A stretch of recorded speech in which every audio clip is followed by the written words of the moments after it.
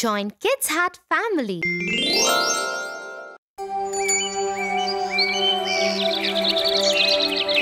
Hello, Tofu. Hi, Tia. Tofu, I need your help. I'm at school and I'm gonna stay here till late for the drama club. Will you please go over to Mrs. John's house and water her plants for her and feed her fish? Oh no, Tia. I don't want to. I've just made fresh popcorn for myself and I want to watch some TV at home. You don't have to go right away, Tofu. You can go after your popcorn is over. Okay.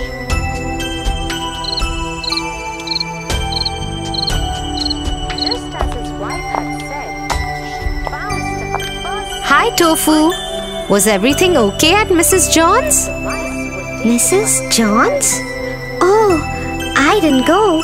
I didn't feel like it. Tofu, how could you? You told me that you will go. Yes, but why do I have to do your work, Tia? Let me tell you why.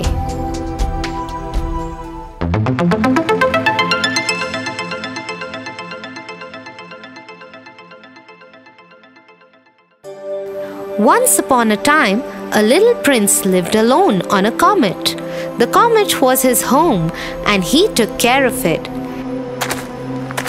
Every day he cleaned the volcanoes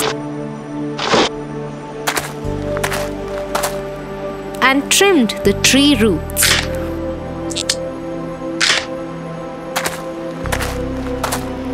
One day, a seed fell on his comet and grew into a flower. You are so beautiful.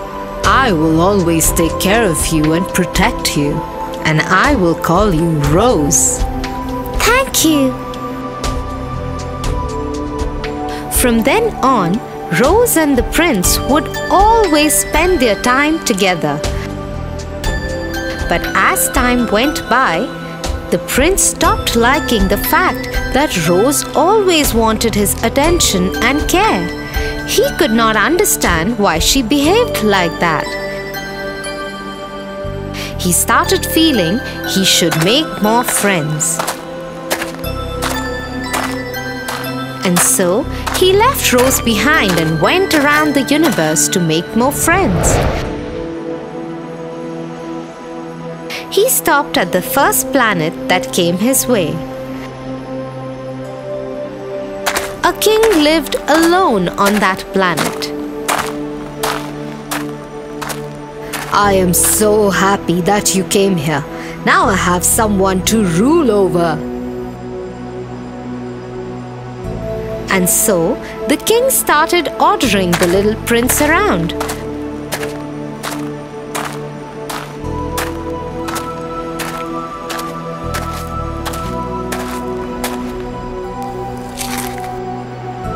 The little prince was not used to it.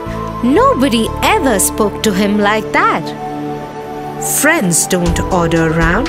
I must leave this planet and find another friend.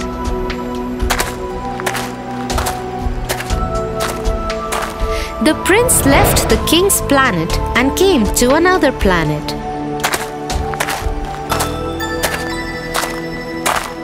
Here, he met a very well-dressed man.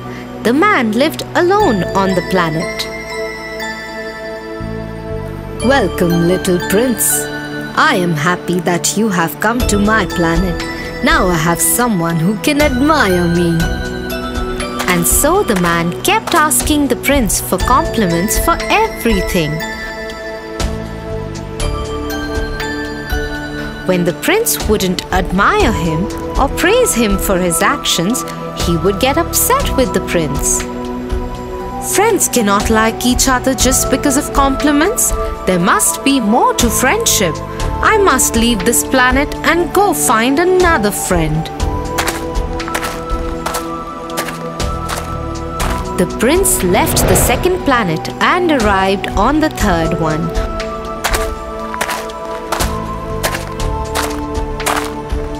Where he met an old man who had a lot of books.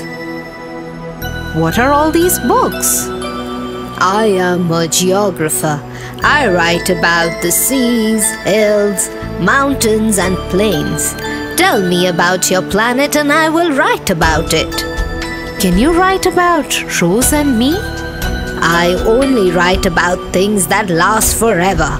Hence, I cannot write about you two. The prince felt sad that he and Rose were not eternal. He felt that the geographer did not care much about him and his friend, and so he left this planet too.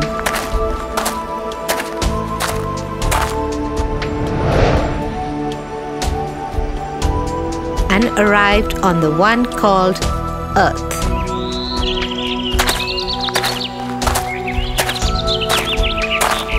There he met a fox.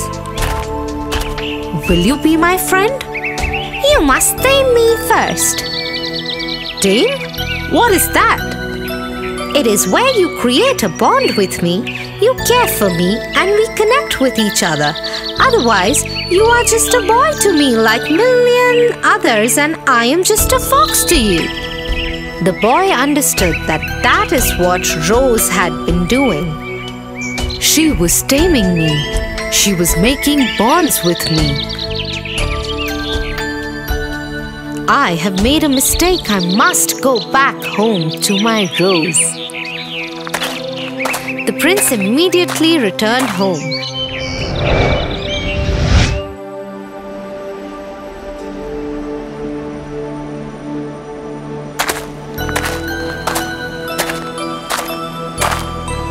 There he found Rose and hugged her tight. I will always be with you. I am responsible. I am sorry, dear. I did not respect our bonds. You always take care of me. I could have done this for you. It's okay, Tofu. I will go there now and we'll have dinner together. Okay? Oh, wait. I'll also come with you and help you. Okay, let's go together.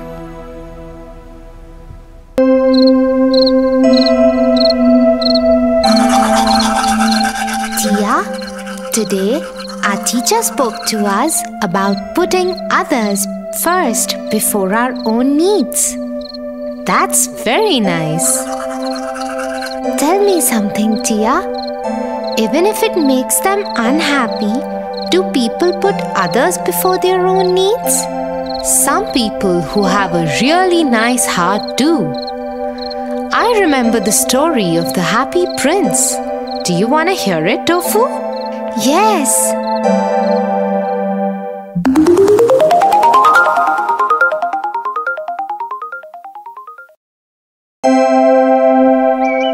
Once upon a time, a beautiful golden statue of the most beautiful smiling prince stood in the town center.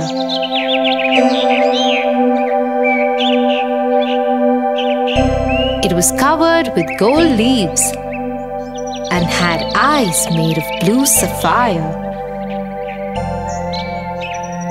It had a huge red ruby on the hilt of its sword. Everyone who ever saw the Happy Prince fell in love with it. The baker, whose flour had just fallen on the floor, saw it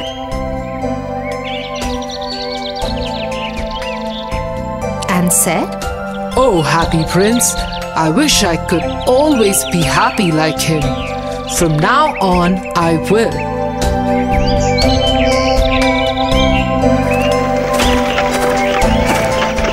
The schoolgirl, whose mother wouldn't buy her ice cream, saw the Happy Prince and said, "Oh, the Happy Prince!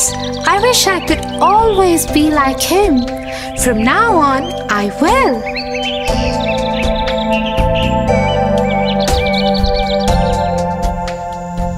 At the same time, in the forest near the city, a swallow asked his new bride, "My love, all our friends have left for Egypt for the winters. There, they will see the Pharaoh's palace and bask in the sun in the royal gardens." They will enjoy many fruits and berries of different kinds. We must join them there. But his bride just nodded her head to say no. We will come back after the winters. You must let go of your attachment with this home and dwelling. Bride again nods no. You are being foolish, my new bride, but I must go. My friends wait for me. And so the swallow flies away.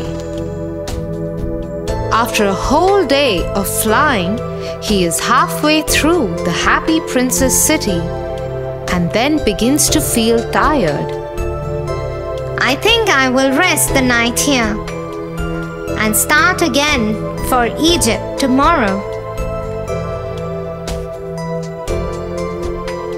This golden statue is very beautiful.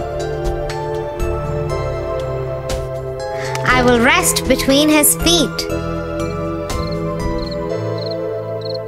Just as the swallow was about to sleep, a large drop of water fell on him.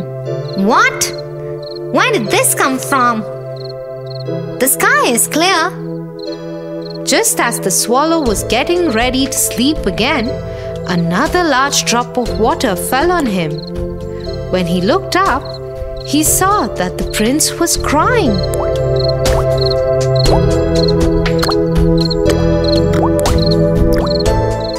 Who are you? I am the happy prince. Why are you crying then? I lived in the city palace once. I was always happy. I had no reason to be sad because I knew my people were happy too. When I died, they made a golden statue of me and put me here. From here, I can see the sadness of my people, and my heart, though it's made of lead, feels sad. What do you see, a golden prince? Far away, I can see a seamstress. Her fingers are red and bloody from endless stitching.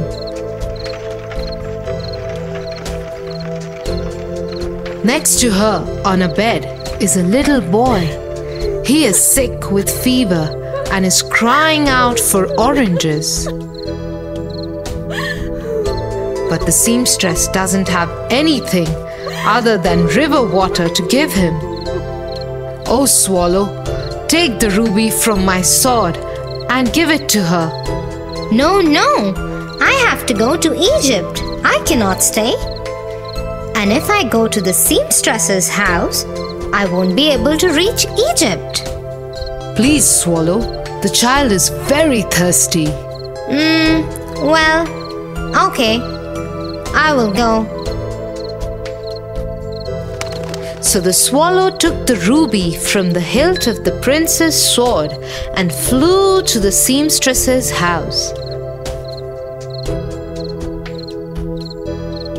By the time he got there, the tired seamstress had fallen asleep on her working table. So the swallow kept the ruby on the table.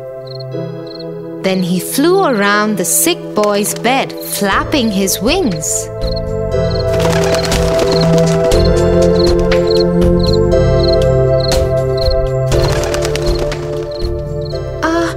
I feel so much cooler. I think I must be getting better.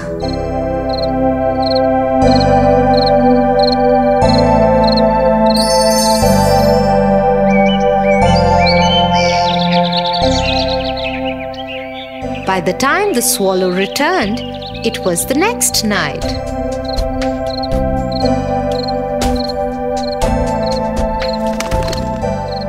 I will now go to Egypt. But the prince was crying again.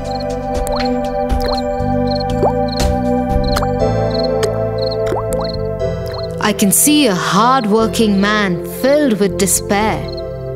He is a writer and must finish his next play soon. But he's tired because he has no food to eat. Won't you stay another night and help that man? Okay, one night it is. Should I take another ruby to him? Alas, I have no ruby to give him now, but my eyes are made of sapphire. Take one of my eyes. No, no, I cannot do that. But I order you to do so. And so the swallow plucked out the prince's eye and flew away to the writer's house.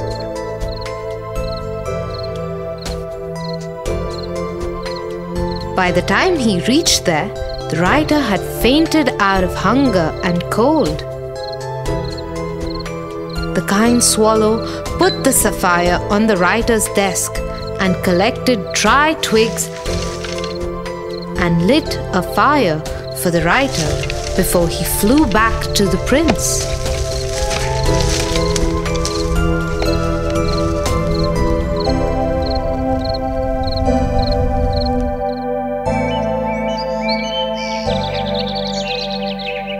When he returned to the prince, it was the next night again. And once again, the prince was tearful. What is wrong, Prince? In the square, I can see a match girl crying. All her matches have fallen into the gutter and got spoiled. No one will buy them now. She's afraid her father will be angry when she goes home without any money. Please, Swallow, take my other eye and give it to her. No, no, I cannot do that. You will become blind. But I order you to do so. And so the swallow plucked out the prince's other eye and took it to the little girl. The girl became very happy when she saw the stone and went home skipping.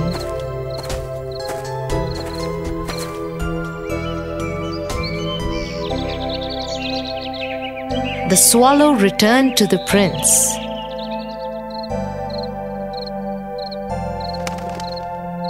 Now you can go to Egypt, my friend.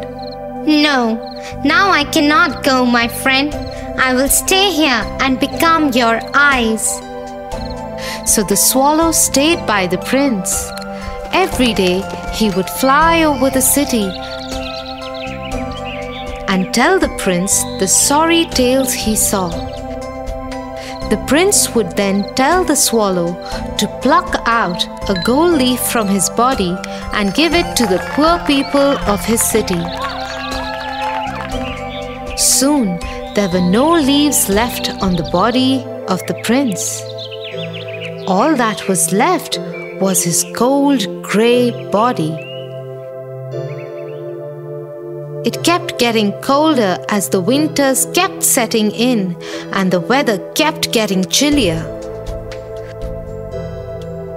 The swallow knew that he will not survive the season much longer. My friend, it is time for me to go. Finally, you're going to Egypt. Not Egypt, but towards death. Isn't it like sleep after all? But before I go, can I kiss you? I will once again be sad without you. Kiss me before you go. And so the frail swallow kissed the prince and fell at his feet dead. Suddenly, there was a loud sound like a crack. It was the sound of breaking of the prince's lead heart. In the morning, the mayor of the city crossed the statue. What an ugly statue! And it has a dead bird at its feet too. Break it down immediately and put up my statue instead.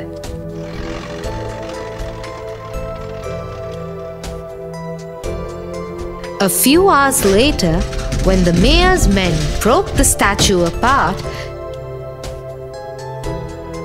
they found the two pieces of the prince's heart, and they threw it into the bin next to the dead swallow. That's when God said to his angels, "Bring me the most precious two things in the world."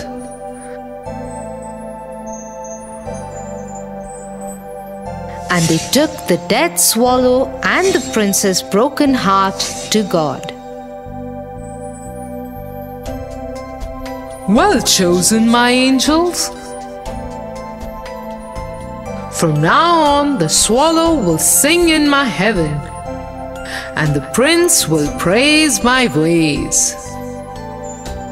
So you see, Tofu, even if you forgo some happiness by putting others before you, there are always better things waiting for you. Yes, Tia. Now I understand what my teacher was talking about. For your favorite rhymes, stories, and more, join Kids Hut family. Subscribe here.